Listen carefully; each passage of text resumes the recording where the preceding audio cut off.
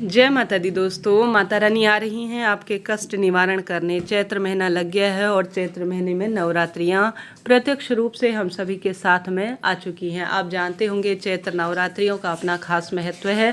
साल में 4 नवरात्रि आती है, 2 गुप्त और 2 प्रत्यक्ष। 9 संवत्सर होता है चैत्र महीने में, और यह जो चैत्र महीने की नवरात्रियां होती हैं इनका एक खास महत्व होता है। इस बार माता रानी हम सभी के साथ विराजित होंगी रविवार के दिन। रविवार होने के कारण माँ जब आगमन करेंगी तो वह हाथी की सवारी करेंगी, तो वह सबसे सुख सौभाग्य और भाग्य बदलने वाले स्वरूप, और यह एक संकेत माना जाता है कि अच्छा समय आने वाला है। साथ ही माता का जो प्रस्थान होगा वह भी रविवार के दिन ही इस बार हो रहा है। इस कारण से माता हाथी की सवारी कर रही हैं, तो यह काफ़ी शुभ समय के आगमन का सूचक है।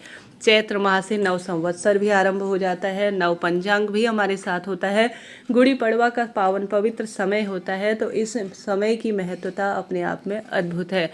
कुछ चीज़ों की तैयारी आपको पहले से करनी होगी और माँ के आगमन के लिए सदा सर्वदा तैयार रहना होगा। अब आइए जानते हैं कब है चैत्र नवरात्रियाँ।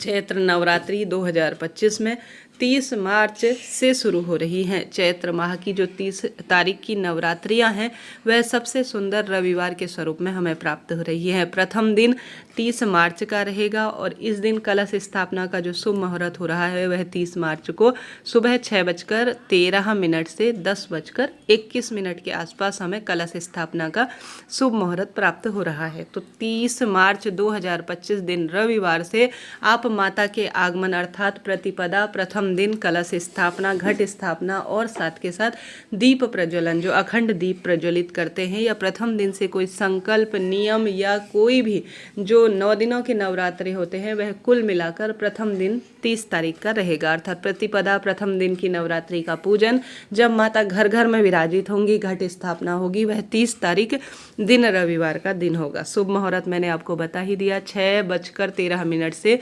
10:21 के आसपास रहेगा। ठीक है, यह बात हो गई। इसके बाद 30 मार्च अर्थात प्रतिपदा प्रथम दिन दूसरा समय, जिसे अभिजीत मुहूर्त के रूप में जाना जाता है, वह 12 बजे से लेकर 12:50 के आसपास रहने वाला है। सुबह अगर आपसे जल्दी से तैयारी नहीं हो पाती है, हालांकि खूब समय है, 6 बजे से लेकर कुल मिलाकर 10:21 तक, तो इस समय तो करीब सबकी ही तैयारी हो जाती है।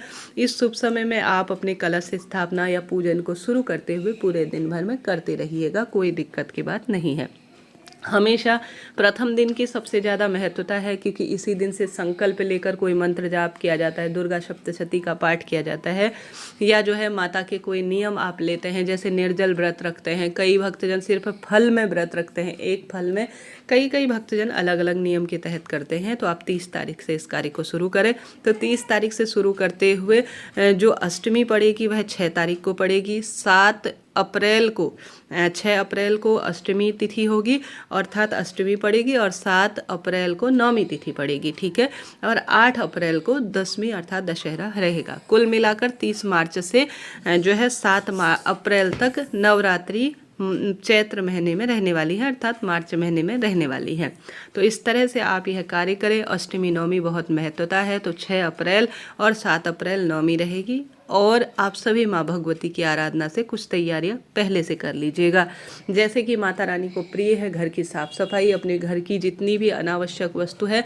9 संवत्सर नए वर्ष के हिंदू धर्म के आगमन का यह समय होता है, तो ऐसे में अपने घर की साफ सफाई, अनावश्यक की टूटी फूटी वस्तु जो घर की रसोई या घर के मंदिर या घर के कहीं भी स्थान पर पड़ी है, तो कबाड़ इत्यादि को फेंक कर अपने घर के जाले वगैरह साफ कर अपने घर की साफ सफाई का आप प्रबंध कर लीजिए। उसके बाद जो है अपने घर पर आप ध्वजा अर्थात माता रानी के जय माता दी लिखा हुआ ध्वजा इत्यादि छत पर फहराने के लिए रखें।